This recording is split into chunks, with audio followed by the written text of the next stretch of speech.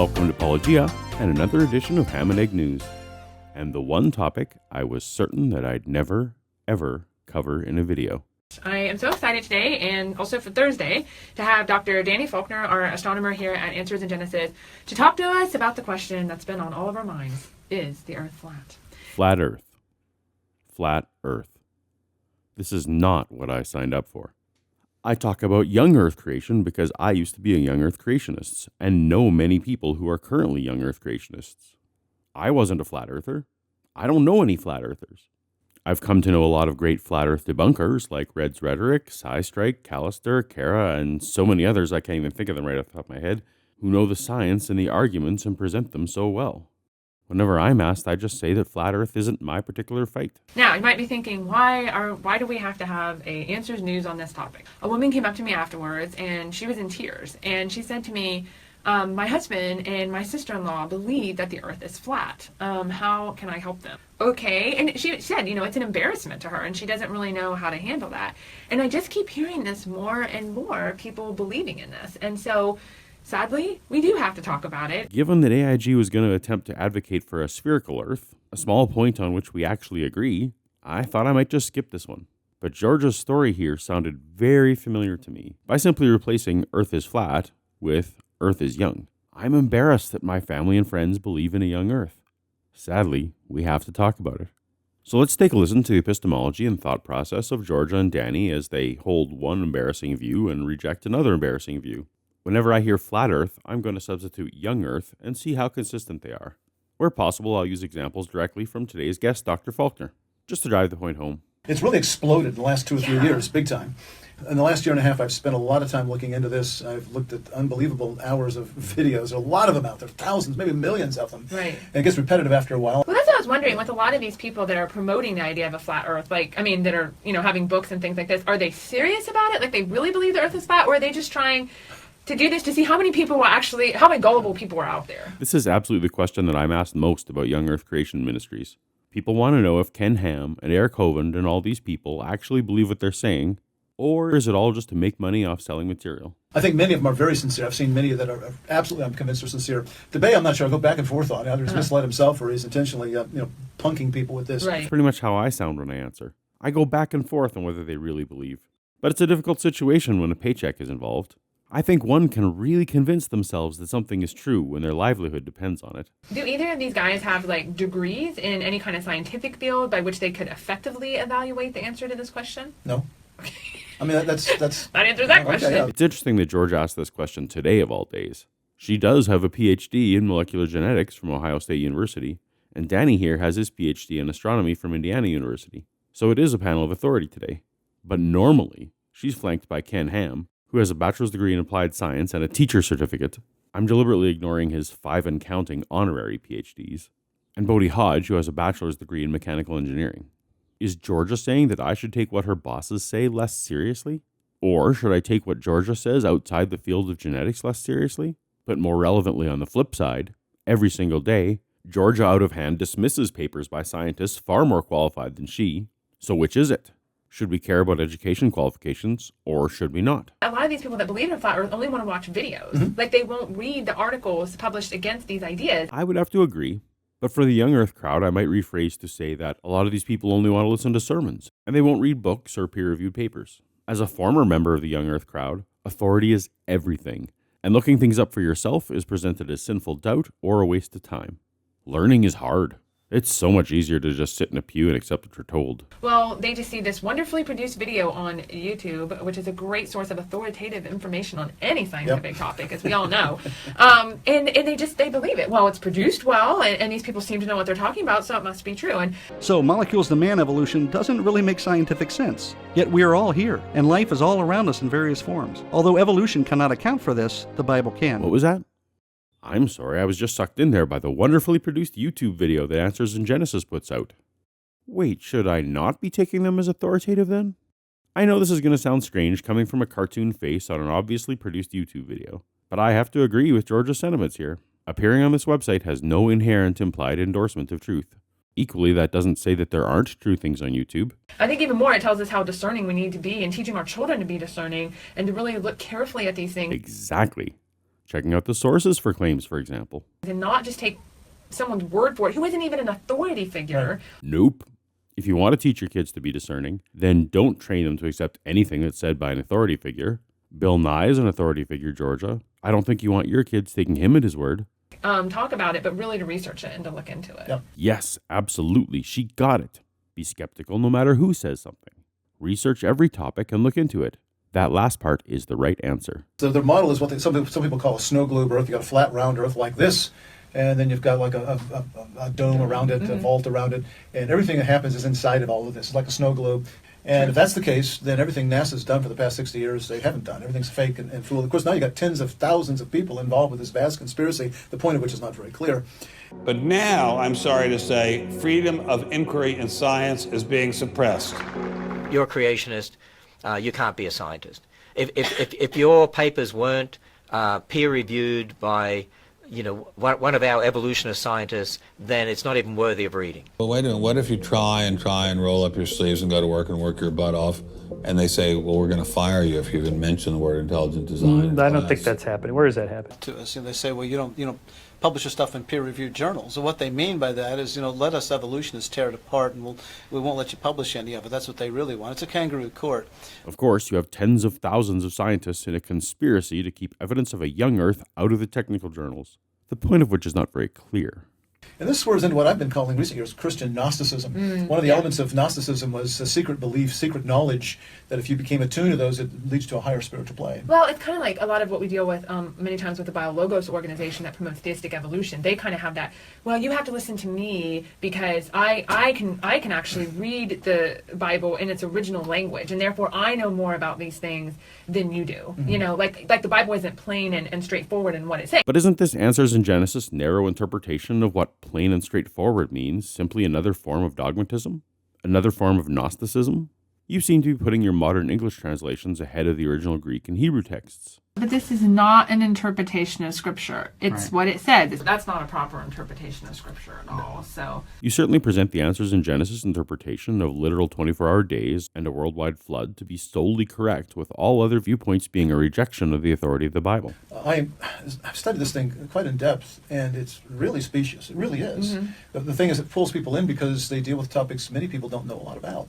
And so they're easily swayed if they don't have enough information. Young Earth pulls people in because it deals with topics like geology, paleontology, astronomy, cosmology, phylogeny, developmental biology, archaeology, dendrochronology, and so many other fields that are foreign to, technically beyond, uninteresting to, and ultimately untrusted by those who are easily swayed because they don't have enough information, including former me. And so at some point, if you want to get out of this, you have to admit to yourself that you've been duped, you've been fooled.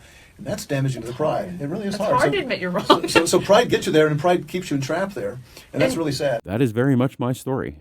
It took a long time for me to admit to myself that what I believed was wrong. You hear me admit that I used to believe in a young Earth, but every time I do, I feel shame about it. I'm embarrassed, and it is not a comfortable place for people to go. Intellectual honesty is ultimately not that great a reward compared to acceptance by your peer group and a promise of heaven. And I divide the arguments up into 6 basic fallacies are made. One is false information. There are some things out there I've encountered which I blatantly know not to be true. For instance, the one gentleman last year was arguing that the North Star is visible well south of the Earth's equator. It's not visible from most of the southern hemisphere, barely below the equator, but no deeper than that. That's just simply false information. If you read that out there, it's wrong. I've been through a lot of Dr. Faulkner's material, and I will say this for him. He knows how to hedge his statements to avoid blatantly stating a falsehood. I commend him for this talent in avoiding being nailed down. While I point out factual claim errors of Answers in Genesis in almost every episode, I was wanting to stick with Danny today. So let's visit his appearance in the Is Genesis History movie you can see on Netflix, though I wouldn't recommend it. What most people see as the big theory concerning cosmology and the universe, and that's the Big Bang. How do you see that? Is it holding up over time? I don't think so. I think it's getting some problems. So much so that more than a dozen years ago, I think in the New Scientist magazine, there was an open letter protesting the Big Bang theory, and it's had hundreds of signatories since. I'm sure you'll jump to the observation that when asked to present the best evidence against the Big Bang, that Danny simply pointed to a petition that originated in 1991 and accumulated a grand total of 33 signatures over 13 years before it appeared in an open letter. Even a petition of 1 million names isn't evidence for a truth claim, just opposition veracity. Is this any more significant than a thumbs down on a YouTube video? But back to false information. I did a thorough search for the signatories of this statement, and this is the most up-to-date and comprehensive list available. There were 33 signatures at the time of publication, and 146 signatures now. That makes 113 new names. Danny said there were hundreds of new names, which implies multiple hundreds, at least 200.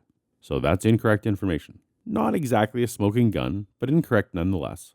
See last week's show for George's claims about Canadians going to jail for using the wrong gender pronoun, or Ken's claim that Australian pastors went to jail for using Bible verses, if you want some recent and obvious and serious fake news. Okay, another one is incomplete information. They will give you some information that's correct, but they don't tell you everything that's involved with it. And once you get more information, you find, well, that kind of modifies what the first part. Let's go back to Danny's appearance in his Genesis history. If we look at the outer planets of the solar system, the gas giants, they all have rings. And we also know that these things are changing. They're wiping out. They've actually documented changes that have taken place within the ring system. You have all these gravitational tugs from the other satellites orbiting around. So these ring systems are fairly young. It doesn't prove the solar system is young, but it proves that these ring systems are young. This whole movie was to demonstrate that truth of a young Earth about 6,000 years old. And Danny just said that science knows that Saturn's rings are young. That obviously fits, right? Well, what if we complete that information? What do you suppose science means when they say young? Is it the same as what Danny means? Well, it turns out that the scientific consensus is that Saturn's rings are around 100 million years old. And that's young compared to the 4.5 billion year age of the solar system. But orders of magnitude older than Danny's meager 6,000 years. Why do you suppose he left that information incomplete? And a third problem is sometimes they give you reasonably correct information that's but yet improperly interpreted. I watched a video about a month ago, I guess. This poor fellow had this videoing boats off some distance, and the holes were disappeared. You couldn't see them because they're past the curvature of the Earth. And yet he was arguing that this was quite in step with a flat Earth, and he was arguing somehow waterways you couldn't see were blocking your view. It was crazy stuff, but he had the correct information right there, but he was improperly interpreting them. Eric Hovind recently wrapped production on his yet-to-be-titled Genesis 3D movie that he's hoping to bring to theaters soon. A few months ago, he took to Facebook Live and previewed a short clip that featured this very same Danny Faulkner.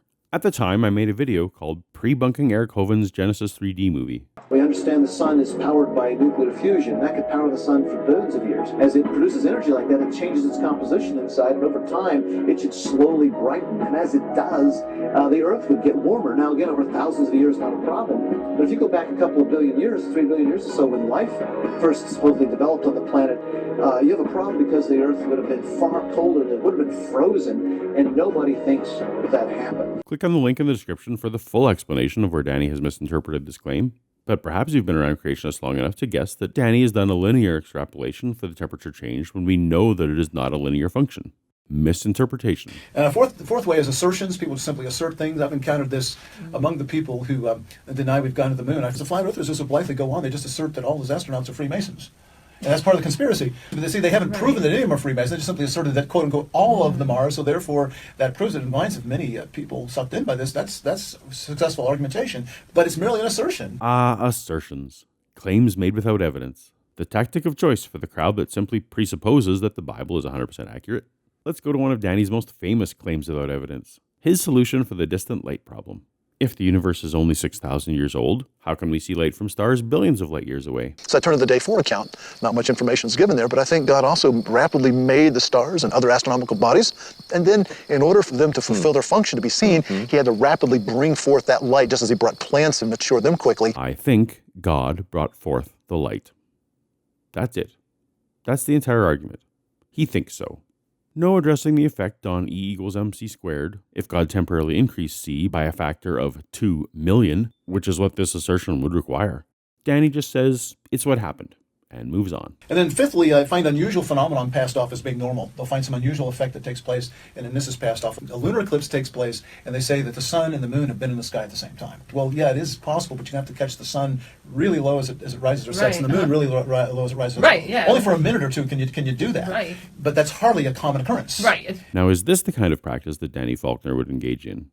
What would a panel of fellow creationists say? Previous to this program, we held a 2-hour debate right here in the studio with Dr. Hugh Russ and Dr. Danny Faulkner. Their 2 presentations were sent to 13 astronomers.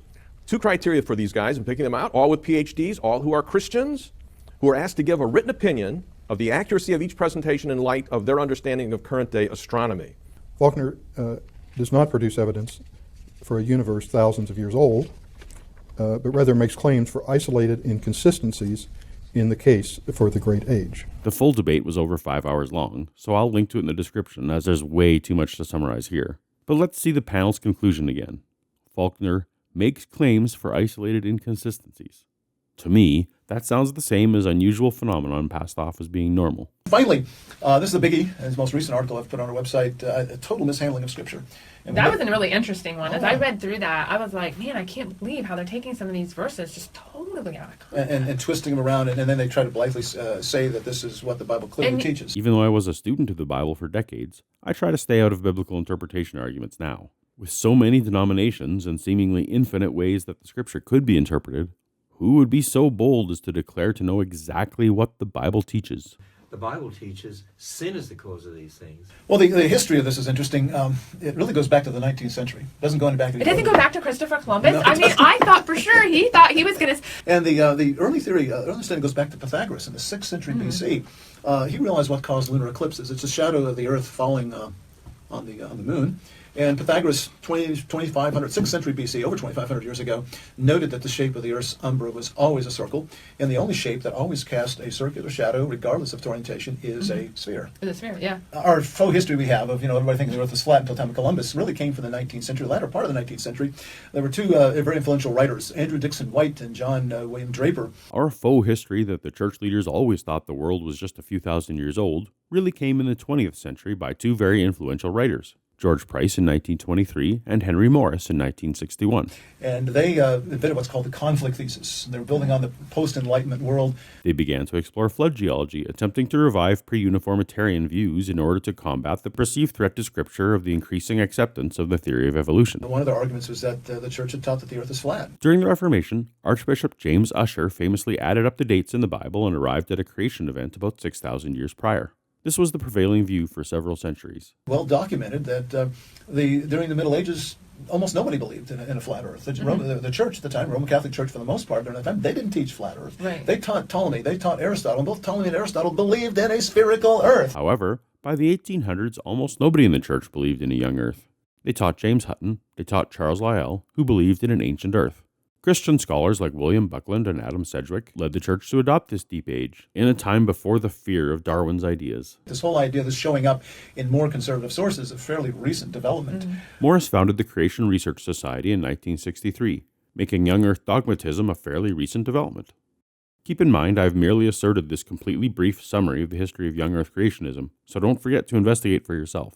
And so when people try to claim, the flat earthers try to claim that this is what the Bible teaches, that's just completely wrong-headed to do that. Yeah. While these are not my claims to make, the vast majority of Christians in the world accept an old Earth, and those who try to claim that the Bible teaches a young Earth are completely wrong-headed. We want people to be able to share this, because if the flat earthers are watching videos, well, here's another one for them to watch, because we wanted to get that information out there. I'd love for you to share this, because if young Earthers are watching videos, well, here's another one for them to watch, because I'd like to get this information out there.